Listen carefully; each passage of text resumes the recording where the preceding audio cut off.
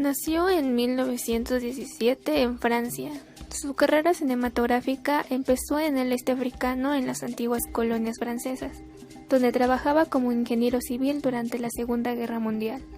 En 1946, tras un viaje por el río Níger, dirigió su primera película.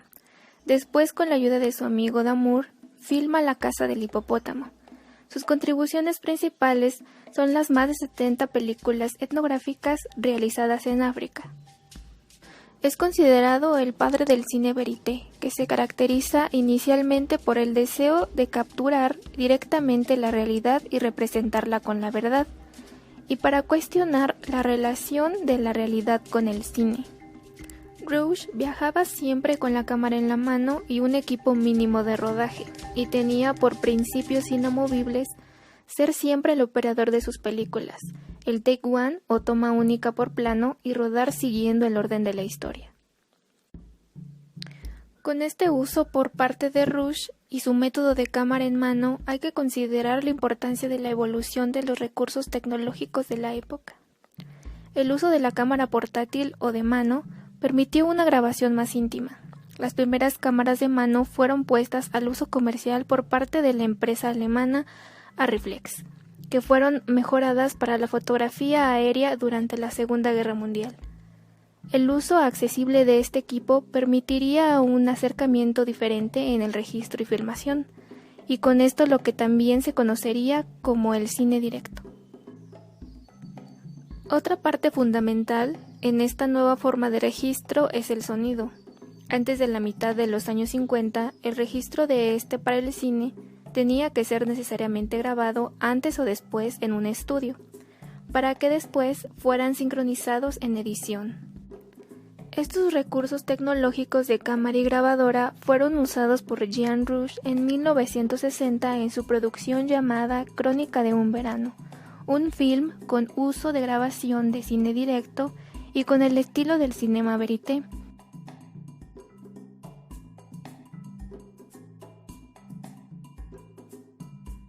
El cineojo, que nace en 1919 en Rusia por Bertov, con el fin de promover una revolución cinematográfica y como crítica al cine de ficción. Las características de esta forma de filmación era la constante búsqueda de la realidad y la espontaneidad, por lo que en esta no se buscaba un decorado o arreglo previo a grabar. Tampoco se tenían actores profesionales ni ningún tipo de maquillaje o efectos especiales. Esta nueva forma de filmación criticaba el cine de ficción, el cual se veía influido con la literatura y con una historia previa. Según Bertov, el cineojo buscaba capturar la vida de improviso. El cinema verité, de origen francés, que como su traducción lo dice, el cine de la verdad, como el cineojo, tenía el objetivo de realizar un filme que constatara la realidad. Como en su predecesor, en este modo de filmación no se tenía actores profesionales, sino gente real, que aparecía en escenas improvisadas. De igual manera, no se contaba con un guión previo, sino que se buscaba la grabación de las conversaciones reales durante el momento de la filmación. Esto fue posible gracias a la evolución de la tecnología. Las locaciones de rodaje eran casas reales, e igual que en el cineojo, no tenía arreglos de decoración previo. Se utilizaban cámaras de mano discretas, generalmente gracias a la grabación del sonido sincronizado con la imagen, que permitía filmar lo que estaban observando sin necesidad de planos ni luces, y de esta forma captar la vida cotidiana, sin manipulaciones ni modificaciones. Lo que permitió esta evolución tecnológica fue resolver una de las preocupaciones que se tenía cuando se quería filmar la realidad, que era la intervención propia de la cámara dentro del filmado, ya que como se vio en el documental Nanook de Flaherty y sus tomas célebres de la casa, cuya práctica los habitantes del Ártico habían abandonado, y que en una toma tuvo que partir un iglú a la mitad por la luz, se llega a pensar la importancia del dispositivo, ya que sin la cámara estas escenas filmadas no hubieran pasado en la realidad. De aquí viene la gran importancia que le otorgaban los directores del cinema verité al implementar la característica del cine de observación, el cual se trata de que la cámara solo es una pieza que capta la realidad. Por ello se considera a Rouge como el padre del cinema verité e influyente de la antropología visual.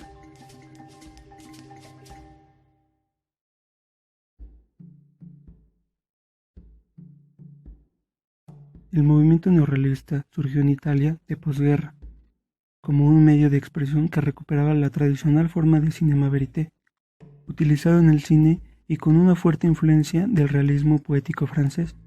El neorrealismo se basa en la corriente realista poética, que se enfoca en la realidad de distintas formas y donde los hechos cotidianos, los dramas, las cosas, estaban descritos con una sensibilidad de la poesía. Es un tipo de cine de conciencia y de acción colectiva, en el que varios directores se inscriben voluntariamente.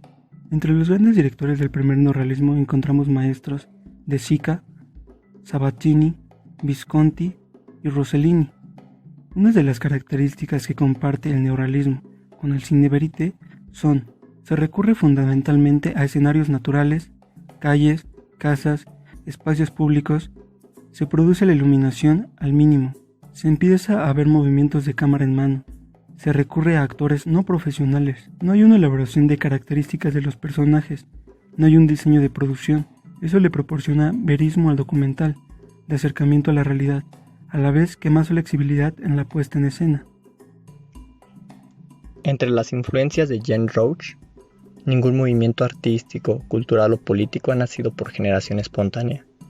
Tampoco los films del cine universal, cuyas características y elementos se exploran. Pero ¿cuáles fueron las fuentes expresivas de las que se nutrieron los movimientos de los años 60? Las más significativas provienen de la misma historia del cine. Una de las más mencionadas es el neorrealismo italiano. Otra es la tradición del documental y en menor medida la esclava soviética de los años 20, que ya se mencionó con uno de mis compañeros. Para entrar en contexto, el neorrealismo italiano, de la mano de Mussolini, había desplegado la sombra fascista a lo largo de toda la península. El estallido de la Segunda Guerra Mundial puso en evidencia la fractura del campo intelectual italiano. El cine es una de ellas, y la prueba es la aparición del neorrealismo, el cual es un nuevo cine de libre censura, donde se quería demostrar lo devastado que había quedado Italia. Para ello, este movimiento se basó en una estética documentalista. Entre los documentales se considera al hombre como un ser social y por lo general el protagonista, donde se trataban los conflictos de las clases populares, por ejemplo, el desempleo, el mercado negro y la prostitución. De manera general, el neorrealismo fue más un medio para documentar una realidad social, utilizando principalmente el cine y la fotografía. Investigadores como Jean Rouch son una referencia inaudible para el cine etnográfico. Se especializó en los rituales de posesión en África y claramente fue influenciado por el cine de Blaherty y de Bertov. Rouch desarrolló un método y una teoría cartográfica que se oponían finalmente a los principios del positivismo científico, así como a las teorías objetivas del cine etnográfico. Para entenderlo mejor, Rouch puso en práctica durante su trabajo de campo una antropología compartida, basada en una concepción no jerarquizada de las relaciones entre el antropólogo y la comunidad estudiada. Su punto de referencia fue la reflexión como eje principal del conocimiento científico y del cine etnográfico. Jean Rouch siempre consideró la creatividad, la experimentación y la libertad del estilo como puntos esenciales en la investigación etnográfica. Entre los estilos que tuvo el director Jean Rouch está el cine de realidad o cinema vertier, el cual es un estilo que comenzó como una reacción europea hacia el sistema clásico de hacer películas. El cinema vertier tiene mucho que ver con el cine documental, pero también se debe gran parte a las características y a los avances del campo tecnológico, el cual permitían obtener un conjunto de imagen y sonido al mismo tiempo. Entre los objetivos del director cabe en que el cine y su vida son esencialmente un grito por la libertad con estilos de imprevisto. Adopta una estética observacional, es decir, no hay un narrador que explique las imágenes ni un director que haga preguntas. Rouch adoraba el cine porque lo consideraba un medio privilegiado para captar el movimiento de la vida con el paso del tiempo, así como los cambios que experimentan las culturas cuando entran en contacto con otras. Al igual, Rouch decía que las películas etnográficas no deberían tener final, ya que representan un cine de la vida y la vida es un viaje continuo e inestable. Ahora bien, el director francés resalta que la imposibilidad de captar la totalidad de ese movimiento no debía conducir al abandono de la investigación, sino todo lo contrario, a la experimentación y al riesgo. Robert Flaherty y Bertov fueron dos referentes cinematográficos de Jean. Su cine está fuertemente marcado por otras influencias, de las cuales cabe resaltar el movimiento surrealista, el pensamiento de África y la nueva ola francesa, o mejor conocida como la Nouvelle Vague. En cuanto al movimiento surrealista, Roach extrajo la idea de que el arte y la vida en general son un trabajo de improvisación, un ensayo constante donde el azar y el imprevisto tienen mucho que ver. Para entenderlo mejor y de manera muy general, la nueva ola francesa fue un movimiento que apostó por la libertad de estilo y por sobrepasar los cánones formales e ideológicos del cine industrial convencional. Desde esta perspectiva, Roach observó que la posibilidad de fijar y reproducir la realidad en movimiento le otorgaba al cine un aspecto mágico. No considera al antropólogo como una figura neutra, sino como alguien que desarrolla un rol activo durante el trabajo de campo. Por último, las ganas con las que plasmaba la realidad en el cine lo llevó a interesarse por la herencia de África y sus habitantes. El cineasta francés comenzó su vital recorrido por el continente en 1941, principalmente en Senegal, Malí y Ghana, cuando todavía ejercía como ingeniero en puentes y caminos. Más adelante, mis compañeros hablarán sobre uno de sus films llamado La pirámide humana. El cinema verité propone entender o utilizar la cámara como un catalizador del acontecimiento que se está filmando. Es decir, la cámara provoca la acción de los sujetos e interactúa con ellos en el momento de su filmación. Ejemplo de esto es lo que Jean Roach intentó hacer en Crónica de un verano, de 1961, donde filmó Transeúntes de París, o también en Jaguar, de 1967, donde se ve el viaje migratorio de un grupo de campesinos africanos y su vida en la ciudad de Agra. Roach combinó la concepción de Bertov de una cámara viviente y personalizada, con la metodología participativa de Flaherty. Lo que pretendía no era captar la realidad tal como es, sino provocarla para conseguir otro tipo de realidad, la realidad cinematográfica, la verdad de la ficción. En otras palabras, lo que hace Roach es propiciar que los sujetos actúen su propia vida ante la cámara y que colaboren en el proceso de filmación, siguiendo el modelo de Flaherty en el rodaje de Nanook.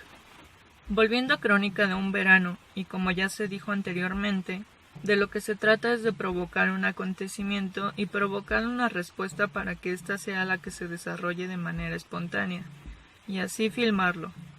Para que quede más claro, en este film se incita a los transeúntes en París a que respondan a la pregunta de si son felices. Al hacer esto se tuvo como regla no darle alguna dirección a las respuestas de los entrevistados. De este modo, la ficción se limita a desencadenar una reacción que no hubiese ocurrido ante la cámara de forma espontánea, ya que era bastante improbable que alguna persona se hubiera acercado a responder la pregunta que se les hizo. Por otra parte, pese a la sensación de improvisación y la falta total de planificación que pueden provocar algunas de sus filmaciones, se puede decir que Roach comenzaba a filmar cuando ya conocía lo que ocurriría y cuando sabía que lo grabado tomaría sentido más adelante. Por ejemplo, las imágenes que vemos en el film de Los Amos Locos no son consecuencia de una casualidad. Se retrata una ceremonia, y antes de esta Roach había asistido a muchas otras del mismo tipo. Sabía qué ocurriría y por qué. Obviamente el desencadenamiento de la acción puede tomar un rumbo imprevisto o registrar una reacción inesperada, pero la cámara estará siempre un paso por delante de la acción. Rara vez puede registrarse lo que se desconoce o no se espera. A lo mucho puede aspirarse a recoger lo que ocurre en ese momento, pero nada más. En muchos films de Roach es la cámara la que se anticipa. Vemos lo que vemos porque quien lo filmó sabía o intuía lo que iba a ocurrir, y esto solo es posible tras una fase prolongada de investigación de campo y de familiarización con los sujetos de estudio.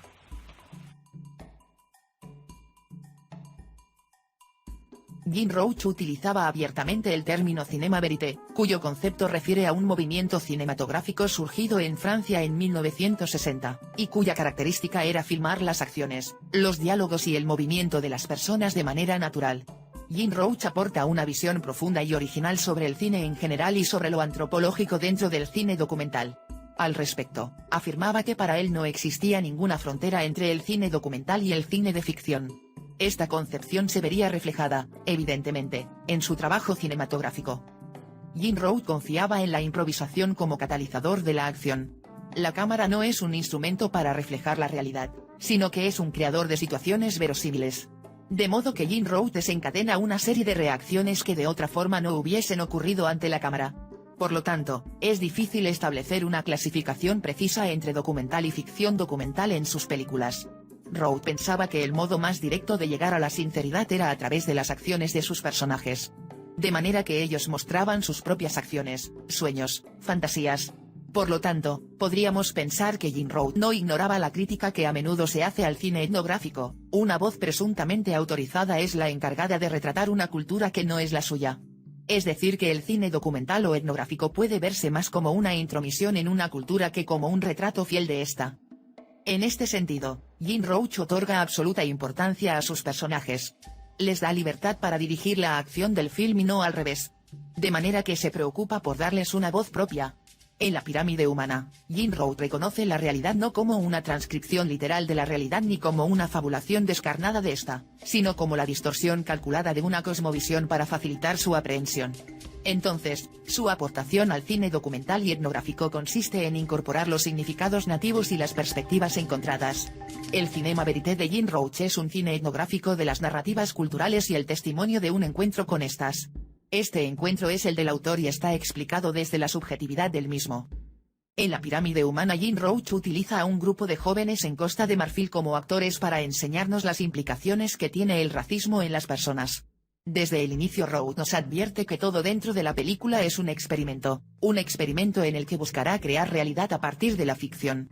El método que Roach utiliza consiste en darle al actor puntos de apoyo desde donde los actores pueden saltar de la forma que quieran al siguiente.